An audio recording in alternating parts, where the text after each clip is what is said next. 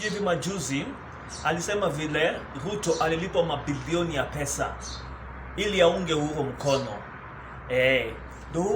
Uhuru ameshinda akisema hana deni. Tunashindwa kumwelewa. Na tena akapewa nusu ya serikali. Nusu ya serikali alijaza watu wake.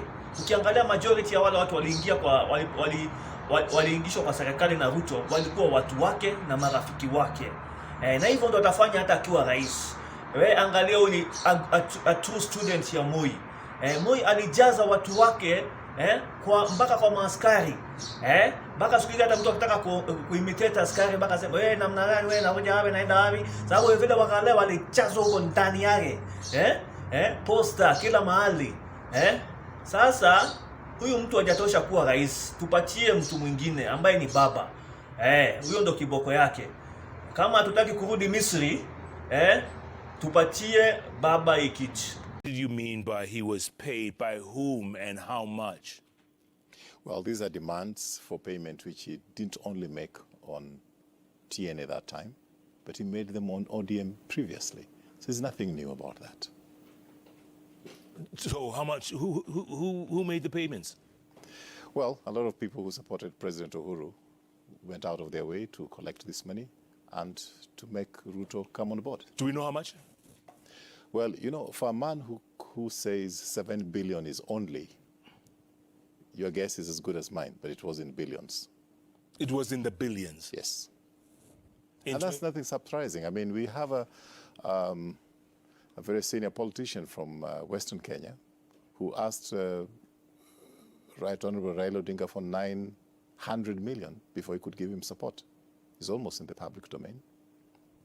So that is the currency of some of these politicians, and Ruto is one of them. Tell me something. This payment was in return for what? Well, they would clothe it in various ways, like I need that money so that I can go and convince my community or I can convince my constituency. But it was colossal amounts of money. It was like the upfront payment. Then the final payment is through grabbing certain ministries, making sure that finance, making sure that agriculture, making sure that infrastructure. If he didn't have the minister, he had the permanent secretaries, and then he went on a looting spree. The question everybody would be asking right now, the obvious question is, why come out now and tell us this? It is 12 days to an election, and Kenyans need to know the truth. And the truth, once again, is William Ruto was paid to support Uhuru Kenyatta. Yes, and I don't know why he thinks that the people from central Mount Kenya area owe him anything, because he was paid off. It was conditional on him receiving this money in advance, and after that, getting certain key ministries, which is okay if he ran them properly, but he made sure that he was in a looting spree, that's all. And how do we know this is not just sour grapes? You know, you're out to destroy the reputation of Deputy President. Well, how do we know this? Well, does he have a reputation? I mean, you just have to look at the Muteshi land, Western Hotel, Kenya Pipeline land, Ngong Road, Tavita Critical's land, Rorkio Marer, where he talks about only 7 billion lost, Uhuru Gardens, which everybody knows, he was occupying it. I don't know what reputation you have to talk about Ruto, really. And in fact, I'm even wondering why I made this statement sometime early this morning, and everybody was saying, is it true, is it true? I mean, is it beyond Ruto to do those kind of things, given what he has done in this country? And the other question people will be asking is, what kind of evidence do you have? What kind of evidence do you have? Do you have hard evidence? Yes. If it is necessary for me to repeat this in a court of law, I will, because I know I have the evidence. And it is not only me who has the evidence. Do find out from a lot of people in our circles. They'll tell you that there was no way Ruto was going to give anything for free. And who actually made the payment? Do we know? You said there were well-wishers, right? Yeah, well-wishers, people around, good supporters of President Kenyatta, who negotiated the deal for him to be able to support President Kenyatta. It wasn't for free. The president was also part of the payment? Did he pay him as well? Well, I won't talk on behalf of the president. You can ask him. Those are some serious allegations, you know, with 12 days to the elections, huh? Well, I think that it's not out of character. It's not out of character. I mean, look at the kind of things that he did. I mean, the moment the handshake took place, many of us in government breathed a sigh of relief, because previous to that, he was always blackmailing the president. He was controlling parliament through Duale, and of course, the speakers were on his side. The speakers were on his side. Am I lying? Those speakers are now in UDA. But tell me something. Why would Uhuru agree to work with someone like this who, you know, who was literally blackmailing him? Why would he agree? Well, I think sometimes you have to accept that President Uhuru was between a shark and a crocodile. On one side was Ruto, and the other side was Raila Odinga. Why? They were going to eat him up. So he had to choose whose bite is not so bad. And if the bite of Ruto could make him survive, then naturally, if I was President Uhuru, I would compromise with a person like that, but bitterly so, because you know that he's not an honest person. And that's why really, you know, talking about Ruto leading this country is disaster. I mean, given the kind of scandals that he has, given the kind of, you know, all the theft that are in the public domain, how is he going to even negotiate with the international community, say, to give us a loan for something, say, to reschedule the loans?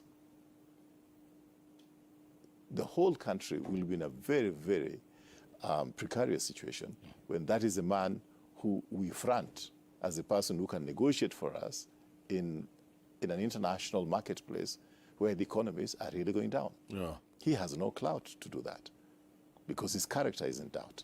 This is not an election about manifestos. Manifestos, you can write anything you want to write. There was something in the manifestos called a laptop. I don't need to go there. So it is not about manifestos. It is about the character of the man we're dealing with. And surely, all these things that we talk about, in fact, the other day I was trying to count the number of scandals and improprieties that he was involved in. It was about 28, 29. I've just talked about 6, and Kenyans are tired. Tell me something. If the vice president the deputy president hadn't fallen out with his boss, the president, would we ever have heard any of this? Would this have come out? Well, I think that you can tolerate up to a point. But really, given the kind of blackmail that he was putting us through, given the fact of Arorke Marer, he had Rotich in Treasury, and these payments could be made, and land was compensated for, which they bought themselves, and then from the people, and then multiplied the price 10 times, or I don't know how many times, and the money was paid to them. A point reaches that even the president could no longer tolerate it. And that's why, I mean, everybody wonders what happened so that President Uhuru Kenyatta could reach out to one Raila Odinga, with whom he had competition before twice, and very bitter ones. It was better several times to work with an honest Raila who would be ready to work with him without demanding anything in his government, support him in parliament. ODM was now voting for President Uhuru's party, Jubilee Party, instead of Ruto, who at every possible corner, he blackmailed the president. He used the speakers. He used Duale. He used Ichungwa. Bottom line, was Jubilee, I guess, birthed on the basis of corruption and blackmail? Is that what you would say? Well, it was a dream to bring the country together. But Ruto's dream was different, to use the numerical advantages of the Gema nation combined with the Kalenjin nation to establish a hegemony of the two communities. And it was not going to work for long. We are a country which was almost on the brink of breaking up. People were publishing maps in the newspapers of what was supposed to be North Kenya and South Kenya. But he was not big enough to even consider reaching out the aisle, reaching across the aisle for the purposes of bringing the country together. All that Ruto has been interested in his pocket.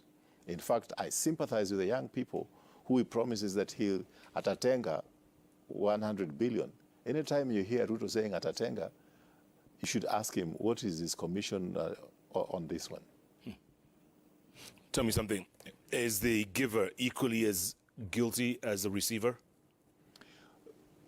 Yes, from a theoretical standpoint. But if you're rushing your child to hospital and the policeman stops you on the way and insists that you give them 200 shillings and your child is very sick, what do? Do you insist that you go to the police station and sort it out, or you take your child to hospital? It's a very sensational story, very sensational allegations. 12 days to the election, sir. We'll have to dig deeper into that. I think you should dig deeper into it. And I think the thing is that, I mean, it is not beyond Ruto. It is not beyond Ruto. I mean, given all the other scandals he has, I'm even wondering why anybody is doubting that. I mean, this man can start talking that, of course, he doesn't beat women. But we know women he has beaten and broken their hands and had to go for treatment in South Africa. I don't want to go into those personal issues. Yeah. He's not here to defend himself. We'll have to look for him for that. Yes. Raphael Tuju, Executive Director, Azimio Coalition, good to see you. Thank you. Well done. Thank you so much for your time. At the same time,